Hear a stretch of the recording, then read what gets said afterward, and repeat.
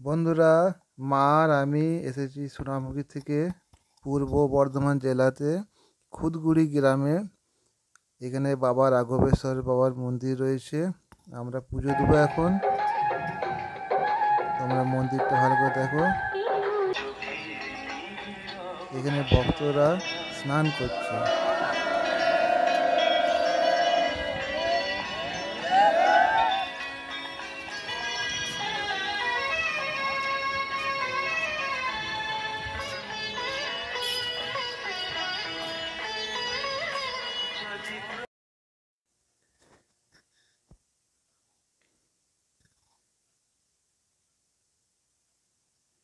বাবার মন্দিরের পাশেই দেখুন কত ফাঁকা জায়গা, এখানে মেলা বসেছে।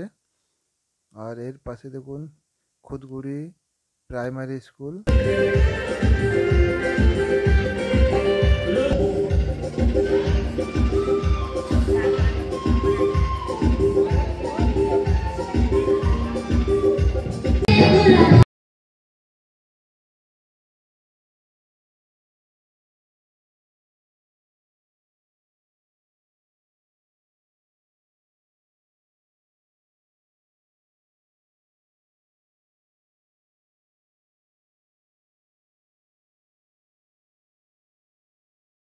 বন্ধুরা, আমার মা বহুদিন আগে মানসিক করেছিল বাবার মন্দিরে ত্রিশূল দেবো।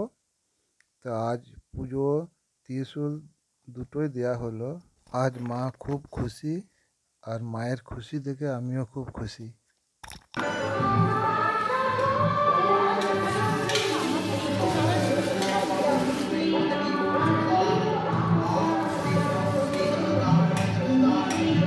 আমার নাম সুমিত দাস। সুমিত দাস, এখানে বাড়ি? বাড়ি। মেয়েরা সন্ন্যাসী হয় এখানে? শুধু ছেলেরা না, মেয়েরা সন্ন্যাসী? সব নিয়ে 150-200 জন হয়? গ্রাম খুদগুড়ি। খুদগুড়ি পূর্ব বর্ধমান জেলা, সাকারি জেলা, সাকারি পোস্ট অফিস। আর খনগঞ্জ আমার অঞ্চল। আর আমি 4 বছর বার করি। বাবার এখানে ভক্তিতে আছি 4 বছর।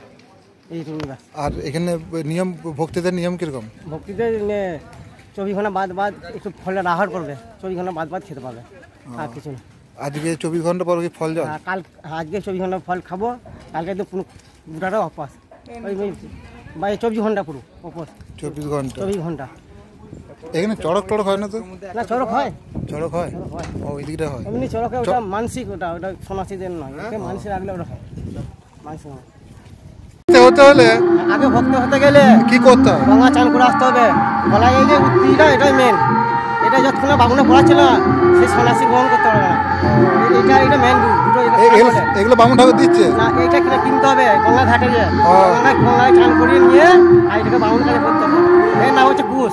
কুশ? হ্যাঁ, এটা বামুনে পড়ায়। এই কুশটি হলে পেলে ভক্তি হবে। চান করে এলে তারপরে ভক্তি হলে তারপরে কি কাজ?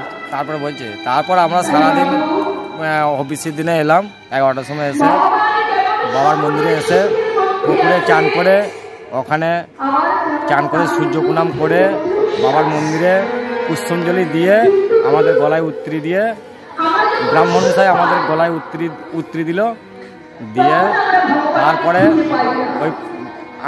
তারপরে আমরা ওই বেলা 3টে থেকে গ্রাম ঘুরতে লাগলাম। সব ভক্তরা ঘুরে এসে আবার সন্ধ্যাবেলা পুজো করলাম, ঘাট পুজো করলাম, পুষ্পাঞ্জলি দিলাম দিয়ে রাত 12টার সময় আমরা হবিষে বসে ওই 2 মুঠো খেয়ে, 2 গ্লাস জল খেয়ে, এক আসনে বসে 2 গ্লাস জল খেয়ে সেই আমরা খেয়ে শেষ করেছি। এখনো পর্যন্ত নিহারে উপসী আছে। তারপরে এই রাত 8টার সময় আমাদের পুজো হয়ে ফল জল রাত 4টে পর্যন্ত খেতে পাবো। তারপর উপোসের দিন, মানে অর্থাৎ কালকে সারা দিন রাত একদম চড়কের দিন বেলা 12টা পর্যন্ত নিহারে উপোস থেকে ওখানে ঘাটে পুজো হয়ে ব্রাহ্মণ মশাইয়ের কাছে চান জল খেয়ে তারপর আমরা ফল জল খেয়ে বিশ্রাম নেব। আর এই রাত গাজনে কি হয়? রাত গাজনে ওই তো মরা কাঠের ওপর শুয়ে চৌদল করে সালে বড় আসে, চৌদল বেঁধে আমাদের সন্ন্যাসীরা আমাদেরকে কাঁধে করে নিয়ে গ্রাম ঘুরো, এবং আমরা সন্ন্যাসীরাই ওই চৌদলে চাপবো, তাছাড়া কারো চাপার অধিকার নাই। তারপরে পয়লা বৈশাখ আমাদের উত্তরী ব্রাহ্মণ মশাই খুলে দেবে।